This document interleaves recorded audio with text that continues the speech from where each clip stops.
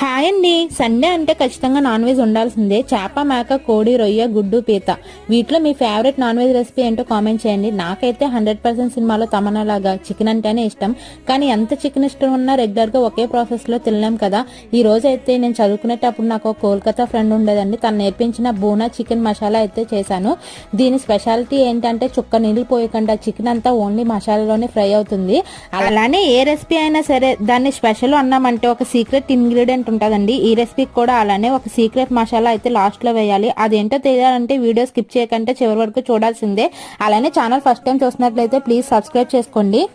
1/2 kg chicken తీసుకొని screen పైన కనిపించిన ఇంగ్రీడియంట్స్ అన్ని వేసి మసాజ్ చేసి ఒక గంట సేపు డీప్ లో పెట్టాలండి. ప్యాన్ పెట్టుకుని ఆయిల్ వేసుకొని స్క్రీన్ పైన కనిపించిన ఇంగ్రీడియంట్స్ అన్ని వేసి దోరగా వేయించాలి. ఆ తర్వాత లాస్ట్ లో మసాలా కోసం ఒక చెక్క, 3 లవంగాలు, 2 యాలకులు అయితే పొడి చేసుకొని వేసుకోవాలి. ఆ తర్వాత కస్తూరి మేతి, ఒక గుప్పుడు కొత్తిమీర వేసుకోవాలండి. అంతే. బూనా అంటే వేయించడం అని మీనింగ్.